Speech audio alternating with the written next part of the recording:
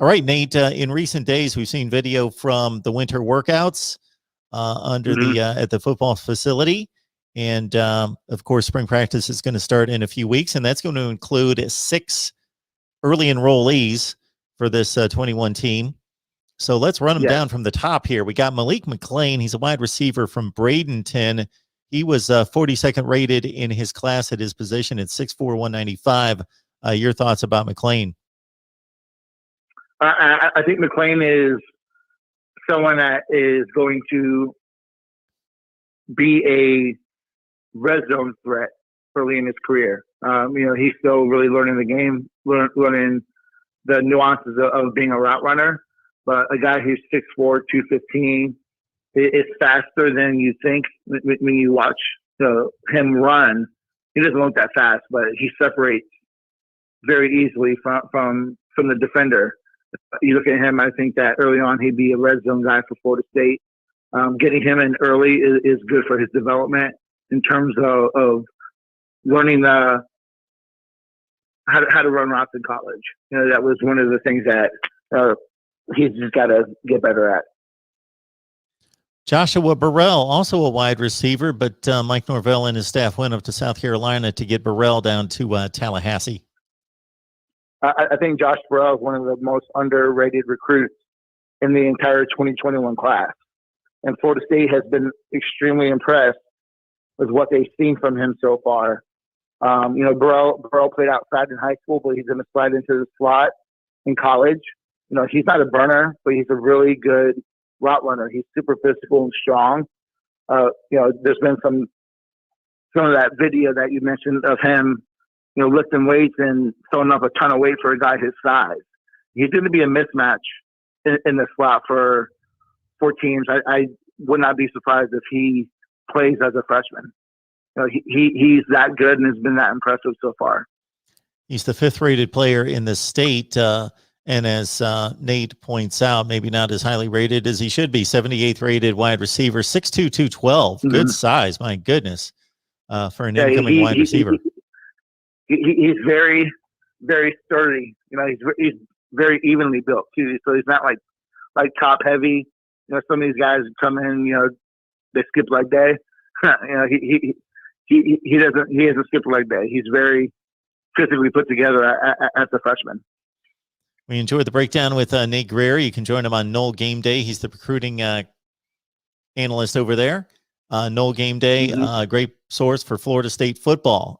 Catch us here at Mark Rogers TV, the voice of college football, discussion, debate, and analysis every day if you love college football. Of course, Bryson Estes, a top 10 center, and going up to the state of Georgia to get him. Another kid who, Florida State got on early and landed. He's just a natural, tough, physical lineman. I think when you look at Florida State and what they have right now at center, I think Estes is someone that probably doesn't play a lot early on just due to depth at that position. But he also, we talked about versatility early on. He's another guy. He can play guard. He can also kick out and play tackle. He played every position in high school. Florida State likes him in the interior. I know that he's rated as a center, but he could also play guard for FSU. Just a strong, physical kid. And the thing I like about him is that he's not going to be outworked. And he has a chip on his shoulder for being what he felt was a little underrated. So he's purposefully working his tail off to prove a lot of doubters wrong. So he's on the watch maybe in 2022, 2023. And some people out there certainly say that if a student athlete commits early, he is going to be underrated because he's not going to sell as many magazines since he's got a firm commit. Kevin Knowles is a cornerback, top 50 in the country out of Hollywood, Florida, and he's on campus working out with the Knowles already. Yeah, you can never not take kids from South Florida. They just have that different mentality. Football is a way out for them. And I'm one of those guys that thinks South Florida football is the best football that's played in the country. I'll take what you consider a 3-star kid from Miami over a 4-star, 5-star kid from another area of the country. I think that is a even debate that is not unfair to have. But it's funny. I'm putting together a defensive back preview for No Game Day. I have him competing for playing time. He's someone that physically matured a lot as a senior. Legit 5'11", 180. Reminds me of Brownlee, who we all saw come on last year in the back half of the season. So I really like Knowles. I think that he brings that tenacity and kind of that Asante Samuel dog mentality, which is what this team lacks. Nate, we're already hearing good things about Jackson West at tight end out of Huntsville, Alabama. Yes. Yeah, I'm sure, Logan talked about him. He's a guy who he's put on 20 pounds since he arrived at Florida State. And, this is 20 healthy, good pounds. And he also runs with the wide receivers in drills. So he's super athletic at, 6'4", 240. And he is going to be someone that I expect to compete for playing time as a freshman. I would not be surprised if he's second on the depth chart once fall camp is over. He's that good. And when Norvell likes to use the tight end, I fully expect him to have a very strong freshman season. Joshua Farmer's in everyone needs to watch out for Jackson West. Not to cut you off, I'm sorry.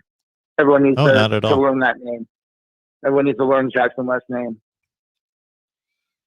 Joshua Farmer's an in-state player who comes off the edge as a top 40 strong side defensive end.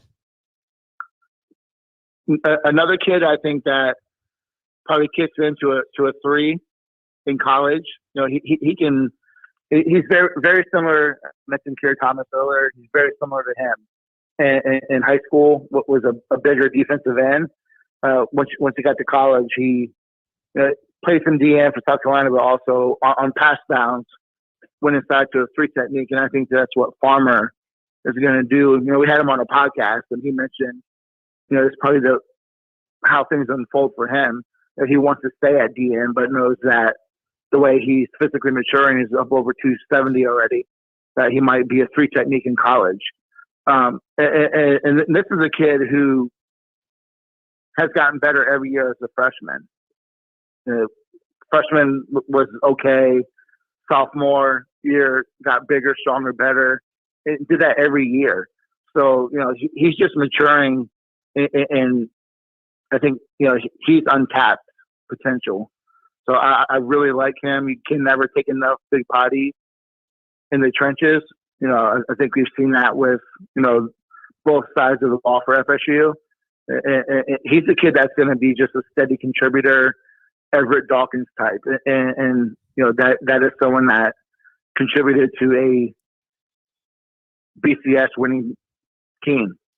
So sky's the limit for him. He's super driven to get Florida State back too. He wants to win a national title. He wants to be a leader. He doesn't like to lose. And that's some of the mentality that Florida State has not had in these recruiting classes at the back end of Jimbo's time and going into Taggart.